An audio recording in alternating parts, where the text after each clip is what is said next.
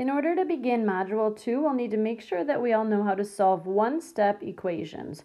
So the purpose of this video will be to give you a brief review. Before we solve any equations, let's just do a quick review here to make sure everybody knows what inverse operations are.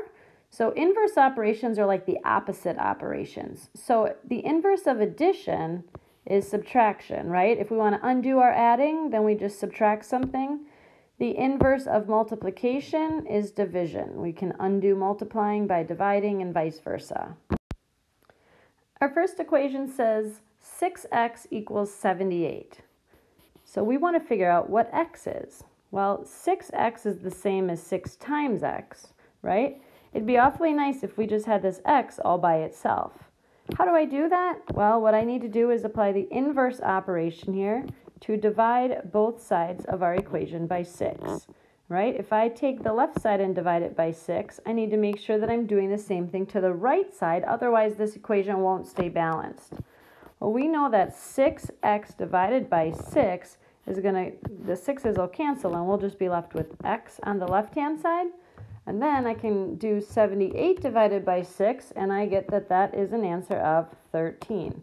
So let's check and see if this fits with our original equation. So I'm going to take 6x equals 78, but this time instead of x, I'm going to put that 13 in and see if our equation is true. 6 times 13, yep, it is 78, so it checks. And we are done. X equals 13.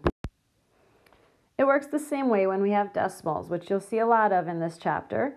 So if we have 0.42 times x equals 33.6, we want to get this x all by itself. So I need to do the inverse of multiplying it by 0.42, and that would be to divide it by 0.42 so that it cancels out. However, whatever you do to one side of an equation, you have to do to the other side, or it will no longer be balanced.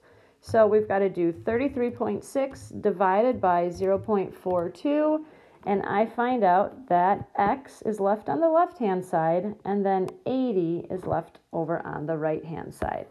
Now we can check to make sure that our equation works. By doing a quick check here, I'm going to plug 80 into my original equation in place of x, and see if I get 33.6. So 0.42 times 80 equals 33.6, and that equals the left-hand side, so my answer checks. This next equation says x divided by 3 equals 14. So we want to figure out what number do I divide by 3 in order to get an answer of 14. Another way we can look at this is 1/3 x equals 14, right? Because we know that dividing something by 3 is the same as multiplying it by 1/3. So I'll kind of show you two different ways you can approach this one. So I want to figure out how to get this x all by itself, or isolate the variable. Well, right now if we have x divided by 3, I know that I could figure out what x is if I multiply by 3.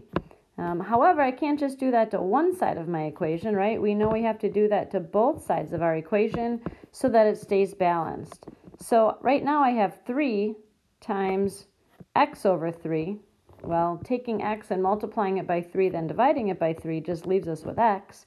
And then over on the right-hand side, I have to do 14 times 3, and I get an answer of 42. Let's see if we can do that same thing over here on this equation. So over here we have 1/3 of x equals 14, or 1/3 times x equals 14. Well, if I have a third of something, I can just multiply it by 3 in order to get one of it. Well, I need to do the same thing on this side. So 3 times 1/3 just gives us 1x, or just x. And then 14 times 3 leaves us with 42. And again, let's check our answer just to be sure that it works with our original equation. We put 42 in place of x, and divide it by 3 to see if we get 14. So 42 divided by 3 equals 14, and that checks because it equals the right-hand side. Here's the final one here. We're going to do the same thing. It's no different with decimals, but we'll just show here how to do this. So if we have x divided by 5.1, In order to get x by itself, I need to multiply by 5.1 because x times 5.1 divided by 5.1 leaves us with just an x. However, if we do it to the left-hand side, we've got to do it to the right-hand side too. So 20 times 5.1 will give us the value of x, which is 102. And again, I can check this by substituting 102 in place of x and seeing if we get an answer of 20, and 102 divided by 5.1 is 20, and that equals the right-hand side, so our answer checks. Now it's your turn to try. Pause the video, try these two problems, and then hit play to see if you got them correct.